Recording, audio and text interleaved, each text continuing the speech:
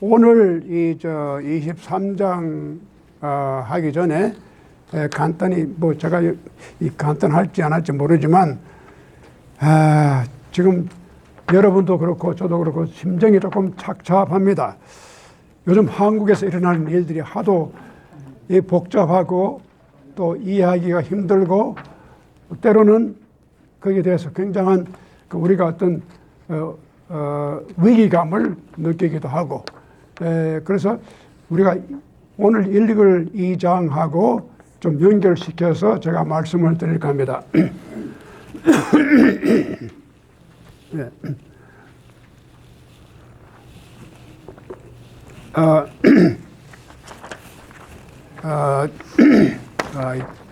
요즘 한국 사정을 보면 어떻게 대한민국이 이렇게 흘러갈까 하는 생각이 드는데 저는 이쪽도 저쪽도 이렇게 누가 옳다 그러다 그런 말씀을 드리기 전에 우리 대한민국이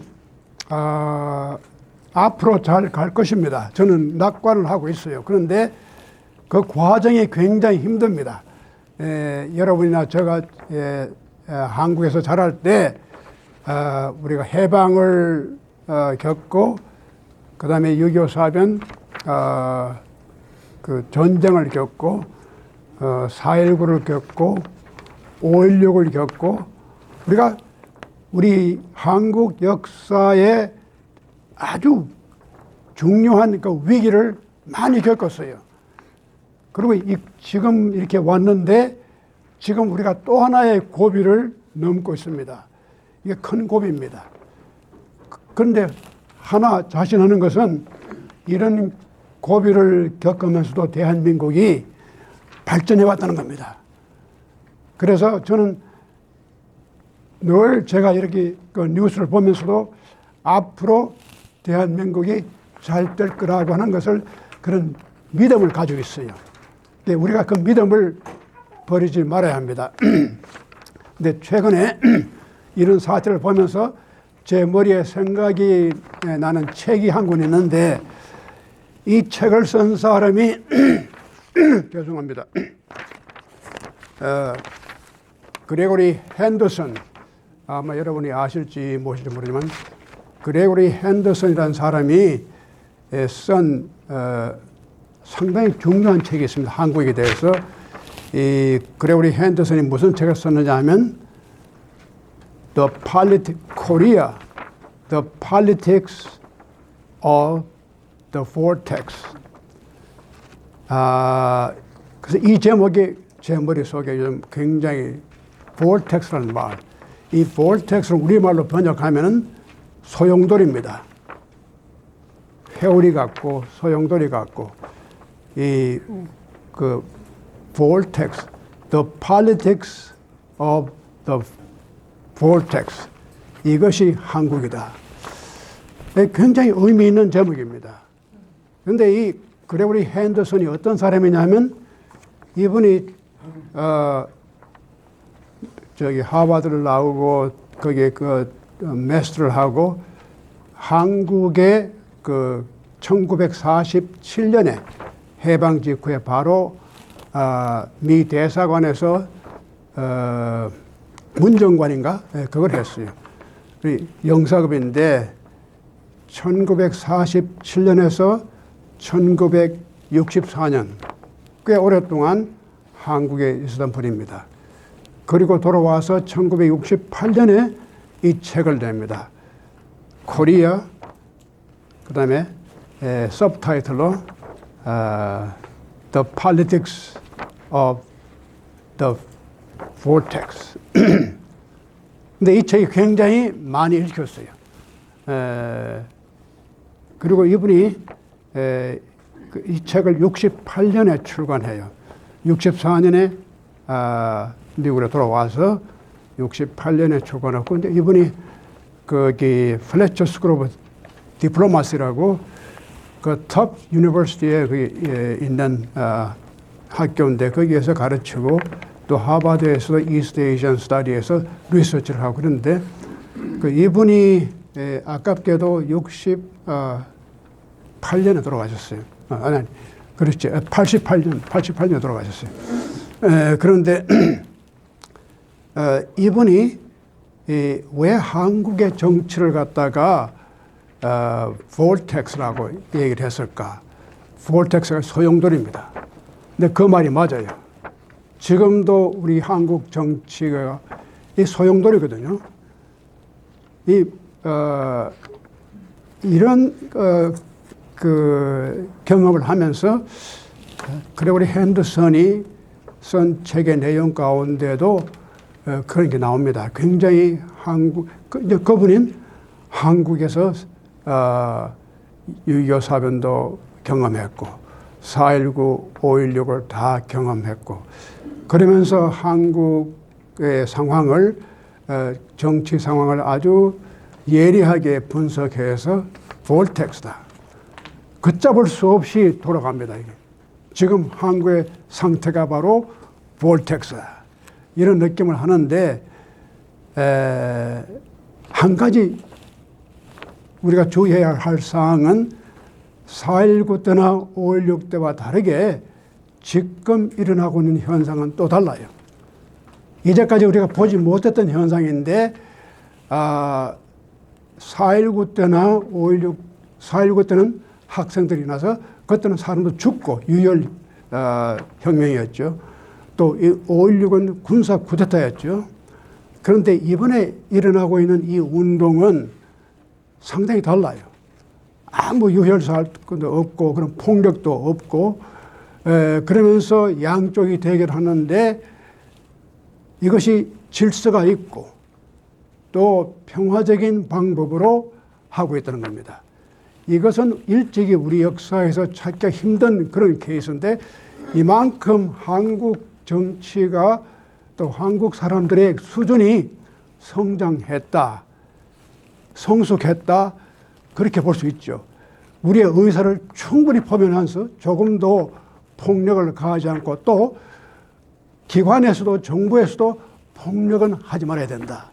이건 철저하게 유저는 그리고 국민들도 그렇고 양쪽이 다 어떤 정부나 또 국민들 모두가 다 근본적으로 우리는 평화적인 방법으로 폭력을 쓰지 않고 유혈 사태를 피해서 우리의 의사를 정정당당하게 평화적인 방법으로 밝히다. 근데 그게 참 놀라운 일이죠. 뭐 이렇든 저렇든 간에 그 많은 사람들이 광장에 나오고 거리에 나오고 이렇게 평화적인 방법으로 자기의 의사를 갖다 외치는 이런 일이 그전에 없었습니다. 이것이 가장 제가 볼 때 한국인들의 정치적인 수준이 높다는 것입니다. 그래서 어떤 면에서는 상당히 그 점에 대해서 제가 자부심을 느끼고 있습니다. 자, 그런데 참 한국이 제가 이 23장을 읽으면서 이 한국의 모습을 더 그려봤습니다. 23장 이 제일 처음에 나오는 구절이 희언자연, 여러분 다 가진 이 프린트본을 보시면 아시겠지만 자연이라고 하는 것이 말이 드물다. 희언이라는 것이 어떤 번역은 무언, 말이 없다고 그렇게 번역하는데 말이 없다고 한 건 아니고 말이 드물다. Few words. 그게 바로 자연이다. 말 없이 저절로 이루어진다. 그런 뜻도 되고 말을 다른 형태로 희은 아주 드문 말로 자연이 움직이고 있다. 근데 그 다음에 나오는 구절이 참 감명적입니다. 그러므로 표풍부종일. 이 표풍이 바로 회오리 바람. 아까 말씀드린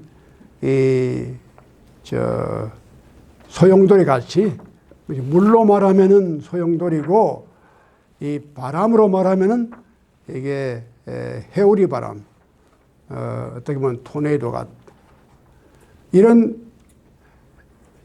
표풍 부종조 조자가 아침 조자 아닙니까? 오전. 근데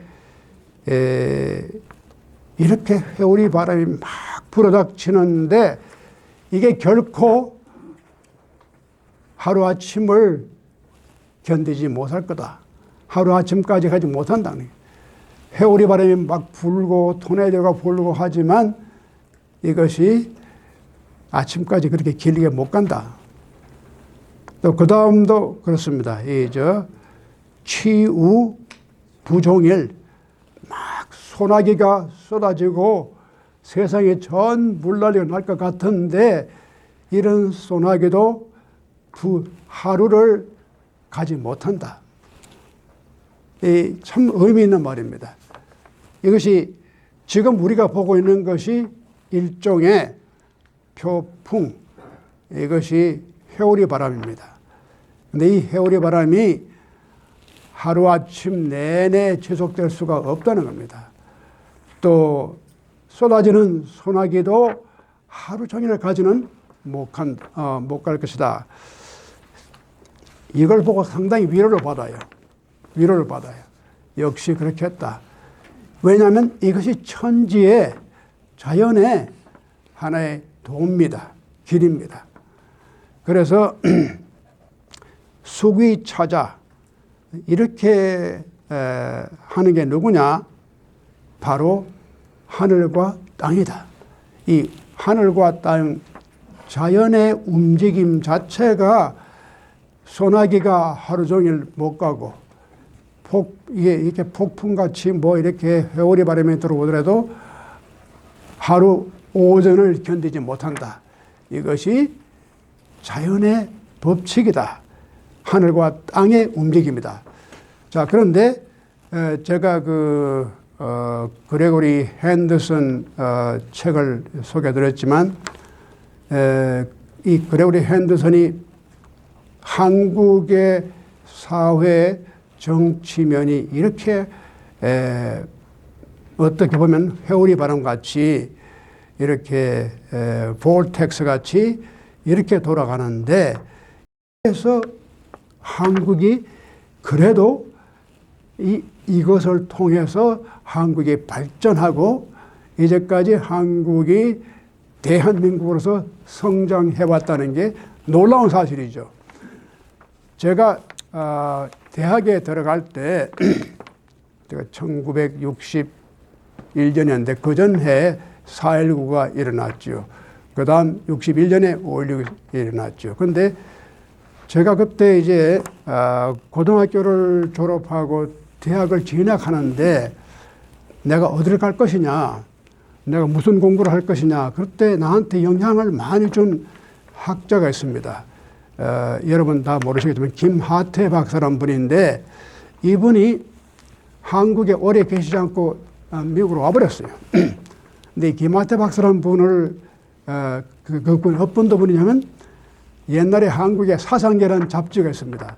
여러분 다 잘 아는 이 사상계가 가장 한국의 종합지로서 유명한 잡지입니다. 거기에 뭐 예술, 문화, 문학, 철학, 종교 모든 것을 장준하 씨가 이걸 발행했는데 나중에 그 박정희 정부에서 박정권에서 이걸 폐간시키고 이 장준하 씨도 의문의 죽음을 합니다. 이렇게 저 산에 등산 갔다가 어떻게 그냥 떨어져서 죽게 되죠. 근데 장준하 씨가 이제 만든 이 책이 잡지가 사상계 잡지인데 정말 그 당시로서는 다른 어떤 잡지와 비교할 수 없는 정도의 그런 수준을 가지고 있는 잡지였는데 이 잡지의 편집 주관이 누구였냐면 김하태 박사였습니다.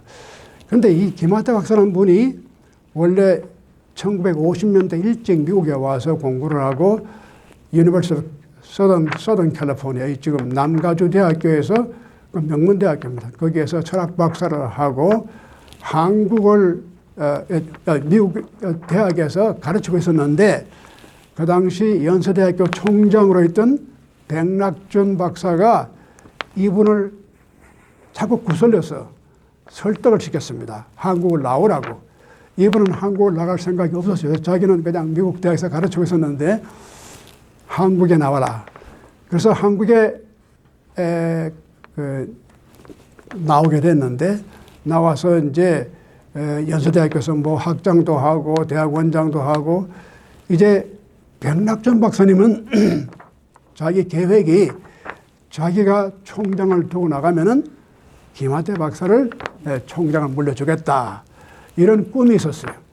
그래서 데려왔는데 사유가 벌어졌어요. 5.16이 났어요. 그래서 이분이 사표를 내고 다시 미국으로 들어왔습니다. 근데 저는 그래서 그분을 한 번도 한국에서 만난 적이 없지요. 그분이 훌륭한 분이고 그 상당히 저한테 영향을 준 분인데 참 아깝게 제가 입학했을 때는 그분이 이미 사표를 내고 나가버렸어요. 한 번도 강의도 못 듣고 뭐 그런 만남도 없었는데 그 후에 제가 미국을 와서 캘리포니아에서 공부를 할 때 이분을 만나게 됐어요. 그래서 만나서 제가 첫 질문이 김하태 박사님, 그 조금 한국에 오래 계셨으면은 총장도 하고 할 텐데 그때 왜 그냥 들어왔습니까? 저는 거기에 큰 의문이니까.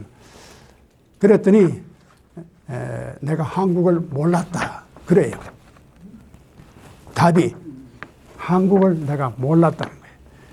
한국이 소용돌이가 돌아가는 나라인 줄 몰랐다는 거예요. 이런 소용돌이가 이런 회오리 바람이 오전을 못 갑니다. 자기가 그걸 몰랐다는 거예요. 한국이 이러한 나라다. 그 당시에는 한국이 다 망하는 같이 생각이 됐거든요. 다시 여기 들어와서 이분이 저 서던 캘리포니아의 그 위디어 칼리지에서 가르치셨는데 그 대학이 어떤 대학이냐면 닉슨 대통령이 졸업한 학교입니다. 그런데 제가 그 후에는 몇 번 만나서 이제 이런저런 말씀을 들었는데 자기가 고백을 해요. 자기가 어릴 때 미국을 와서 한국이라는 나라를 잘 몰랐다. 한국이라는 나라가 한 회오리 바람이 돌아가면 그 다음에 또 안정이 오고 또 회오리 바람이 또 오면 소나기 치더라도 그 후에 또 안정이 오고 이런 나라가 한국인데 내가 그 한국을 몰랐다는 겁니다. 근데 그 말이 굉장히 저한테는 그 인상 깊게 들어왔어요. 그렇지. 우리가 한국이라는 나라가 이렇게 시끄럽고 회오리 바람 치지만 낙담할 것 없다.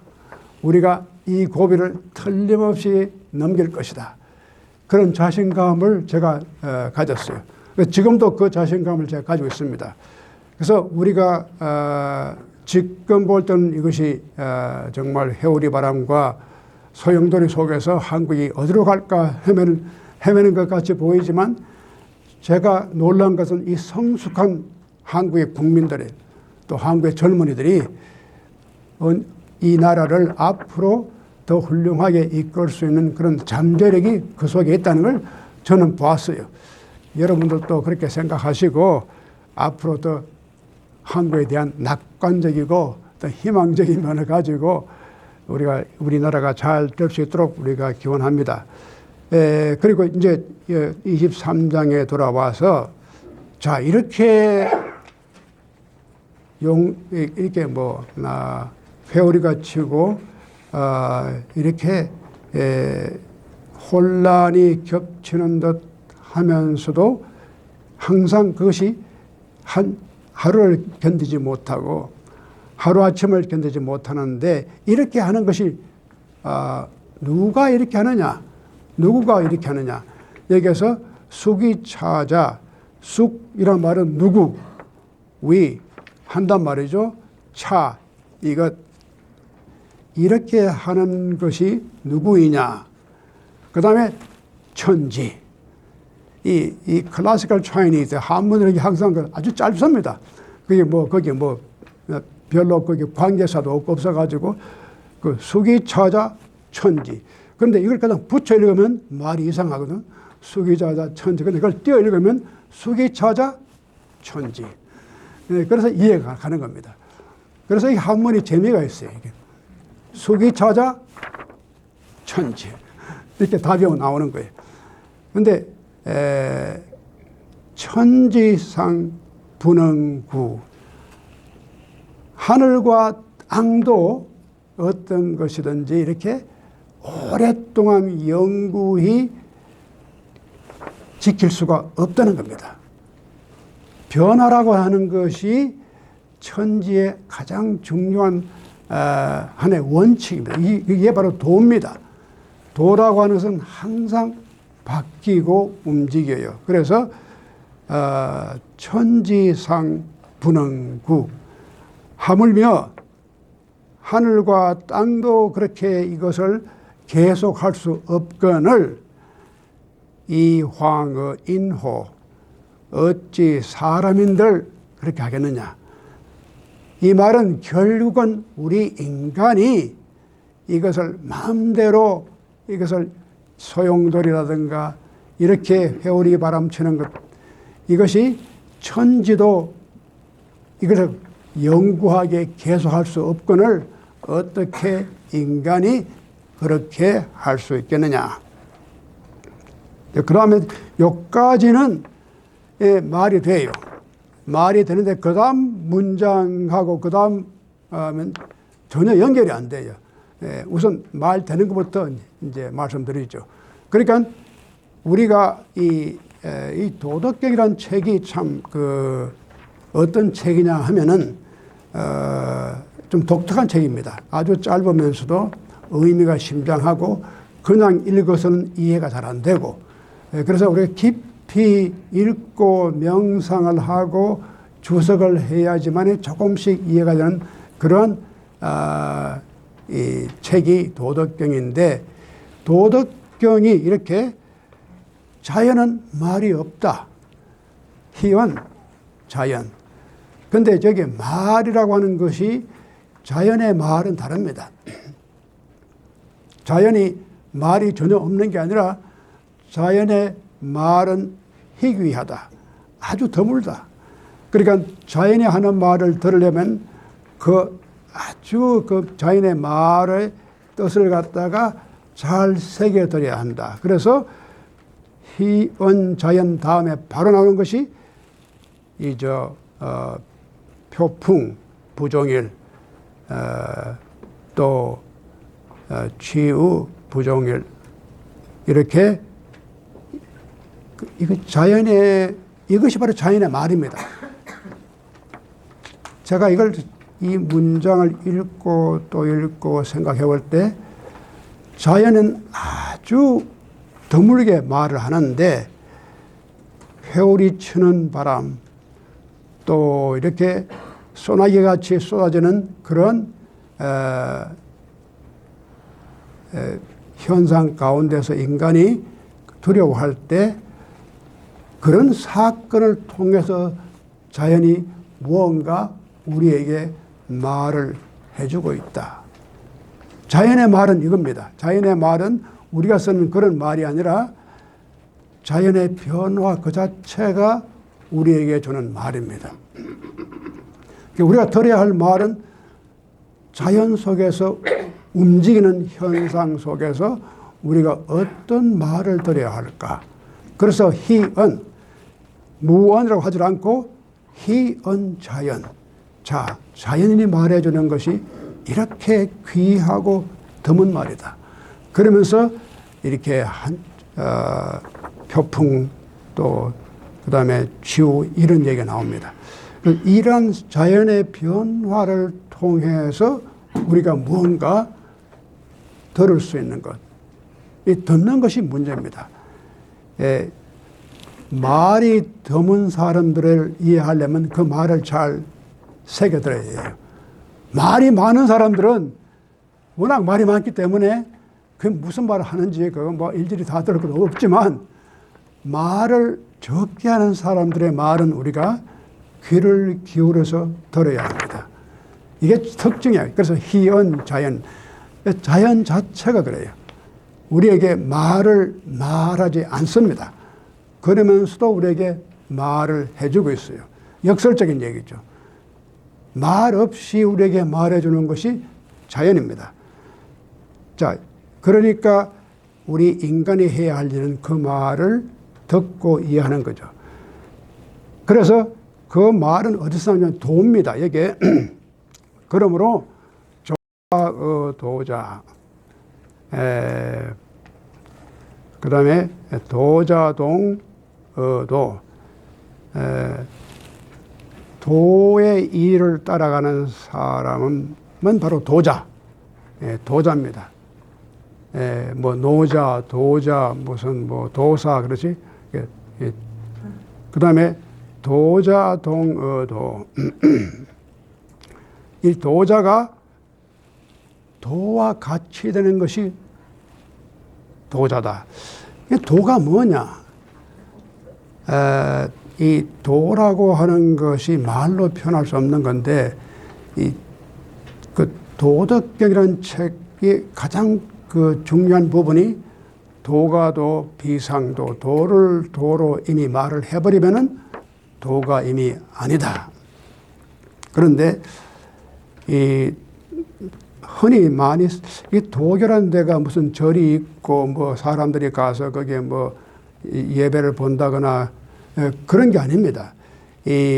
물론 지금도 대만에 가면은 이 도교를 종교화식으로 만들어서 그런 템플도 있고 그런 예식도 있고 뭐 그런 게 있는데, 도교의 특성은 역사적으로 볼 때 그러한 종교적인 면보다는 사상적인 면으로 많은 영향을 끼쳐왔습니다. 그래서 이 도가 무엇이냐? 도가 자연의 움직임이다. 그래서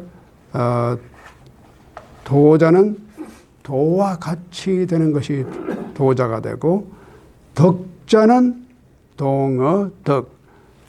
덕과 같이 되는 것이 덕자가 되는 겁니다. 덕자, 도자, 덕자. 그 다음에 실자가 있어요, 또. 잃어버린 사람. 근데 읽어보면 도자, 덕자는 다 좋은 의미였는데, 실자가 뭐냐? 뭔가 잃어버린 사람. 실자, 그러니까 도덕경은 실자까지도 포함을 해요. 그래서 실자는 이런 사람, 잃어버린 사람은 그 이름과 같이 될 수밖에 없는 겁니다. 그래서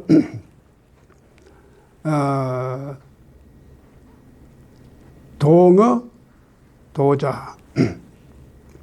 이 도자와 같이 되는 사람은 도역, 락덕지. 도 역시 그것을 그런 도를 얻은 사람을 즐거워하고, 동어, 덕자. 덕과 같이 된 덕자는 덕 역시 락덕지.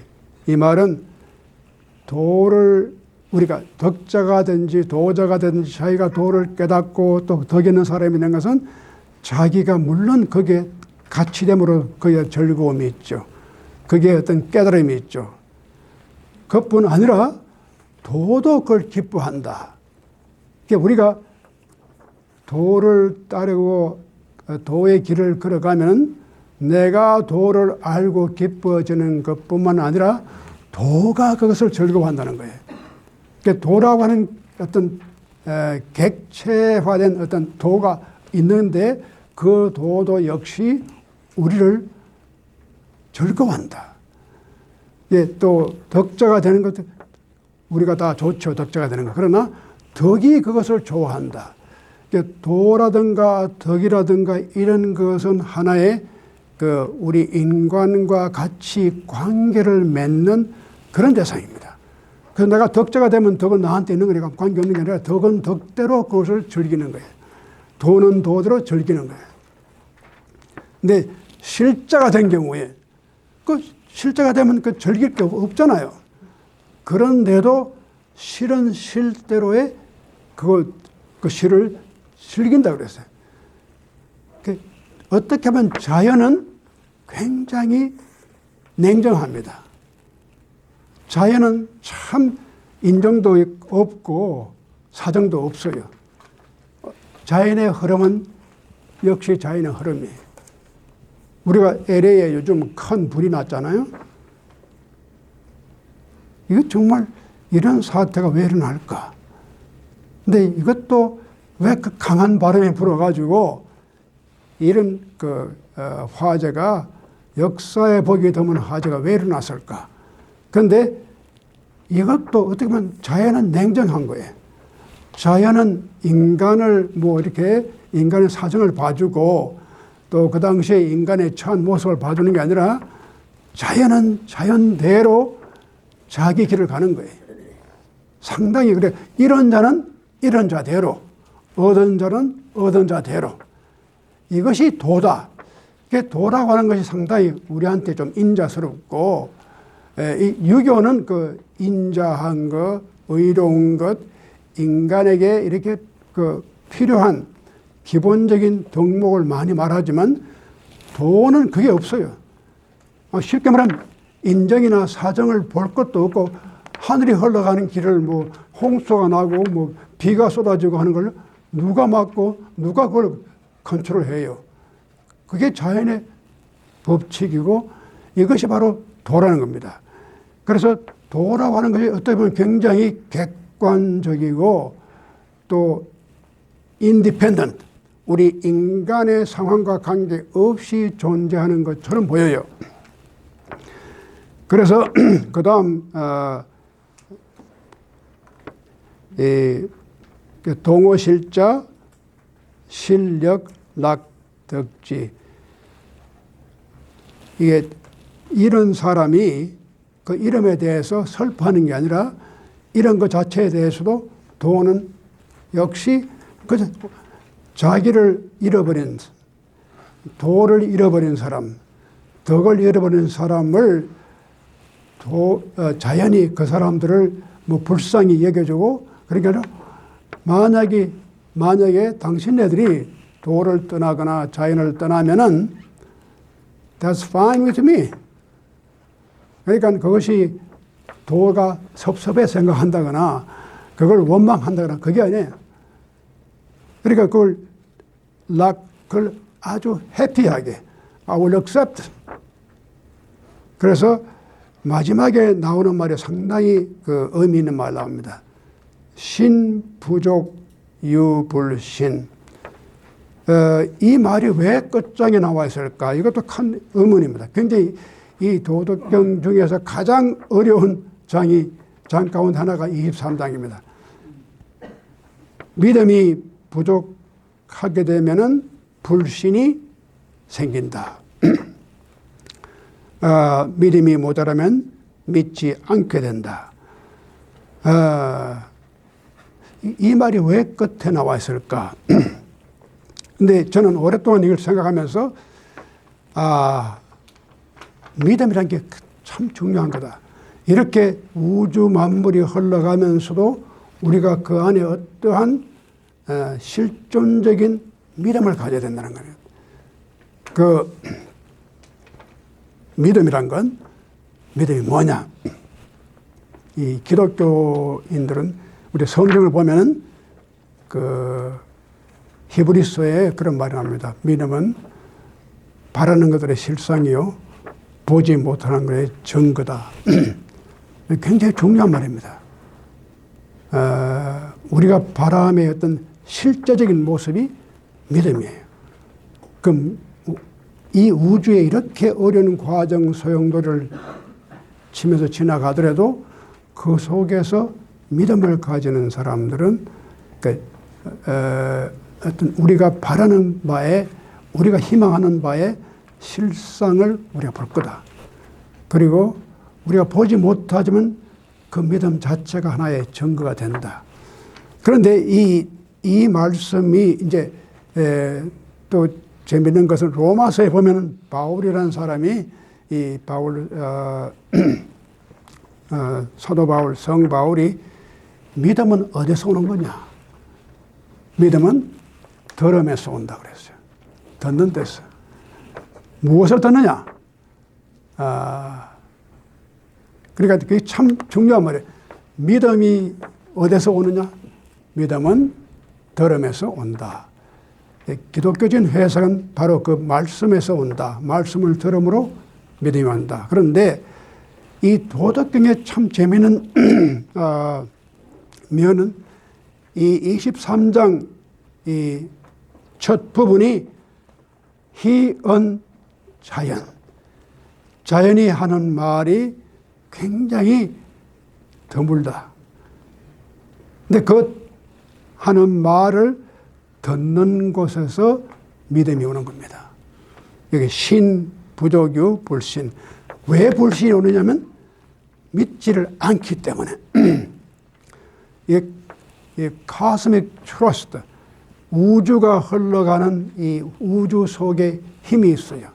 우주를 움직이는 우주의 원칙이 있어요. 우리 여기에 대한 어떤 깊은 의미의 믿음을 가져야 돼요. 그래서 이 믿음을 가지는 것이 바로 자연을 듣는 것에서 믿음이 나오는 겁니다. 이게 물론 기독교나 도교나 이렇게 뭐 다 다르지만 어떤 깊은 차원에 들어가게 되면 어떤 이러한 신비적인 이야기가 왜 나올까? 그러니까 로마서의 그 바울도 그런 신비적인 말을 하거든요. 이게 믿음은 들음에서 나온다. 여기도 자연은 말이 없다. 그런데 이 말을 듣고 이해하는 데서 이게 믿음이 거기에 있다는 겁니다. 그래서 신, 부족, 신을 갖다가 우리가 그 믿음이 없어질 때는 여기에 불신이 생기는 겁니다. 사람과 사람 사이에도 이 불신이 큰 문제거든요. 인간과 인간 사이의 관계가 신이 없으면, 믿음이 없으면 이루어지지 않아요. 우리가 모르는 사람을 만났을 때 내가 뭘 믿고 저 사람을 돈을 꿔주겠느냐. 우리는 그럼 하잖아요. 뭘 믿고. 믿을 수가 없잖아요. 그런데 우리는 믿을 수밖에, 믿음은 하나의 이게 리스크입니다. 이게 어떤 그 증거가 없어요. 그러니까 믿음이라고 하는 것은 믿음 그 자체가 하나의 증거예요. 내가 믿을 수밖에 없는 거예요. 내가 어떻게 이 사람을 다 알고 믿는 것이 아니고 믿음에서 그 사람을 알게 돼요. 그러니까 믿음이 먼저 오는 겁니다. 우리가 이 세상의 모든 과학은 모든 사례를 다 분석하고 그걸 이해해서 그래서 내가 믿습니다. 그런데 신앙의 세계는 그거 그래. 내가 먼저 듣고 믿습니다. 거기에서 이해를 하는 겁니다. 그 유명한 초대 교부 죄송합니다. 성 어거스틴이라는 분이 이런 말을 했습니다. 내가 알고 믿는 것이 아니라 믿고 안다. 그러니까 모든 걸 내가 알아서 그 다음 단계에 믿는 것이 아니고 내가 믿음으로써 이해가 간다. 믿음이 없을 때는 이해가 안 가요. 내가 누구를 이해하려고 할 때 먼저 믿어야 돼요. 이게 참 중요한 겁니다. 내가 그 사람을 다 알고 결론적으로 내가 믿는다는 사람은 그 믿음이 없는 사람이에요. 우리가 때로는 거기 리스크가 항상 있습니다. 위험이 있어요. 그 믿음이 가져오는 실망이 있어요. 그러나 일단은 믿음이 있어야 되는 거예요. 이것이 인간 사회를 구성하는 가장 중요한 요소가 믿음입니다. 서로 간에 믿고 또 인간이 자연의 흐름을 믿고 자연과 인간의 대화 속에 믿음이 생기고 이 믿음을 따라서 움직일 때 그 속에서 우리가 정말 그 속에 인간의 관계가 성립이 돼요. 그래서 오늘 제가 이렇게 볼 때 이 23장이 굉장히 어렵지만 오늘 우리에게 주는 교훈이 바로 이러한 믿음을 어떻게 새롭게 생각해야 될까 이런 걸 다시 생각하면서 우리 한국의 앞날의 장래를 우리 다 같이 걱정하면서 이 믿음을 다시 우리 한국에 대한 믿음을 가져야 돼요. 한국이 다시 일어납니다. 한국이 더 부흥합니다. 앞으로 이것이 가야 할 우리나라의 길입니다. 그런 점에서 여러분들이 너무 실망하지 마시고 한국의 장래를 걱정하시고 또 기도하는 마음으로 우리 이런 어려운 사태를 한국이 잘 극복해 나가기를 우리가 다 바라겠습니다. 감사합니다. 예.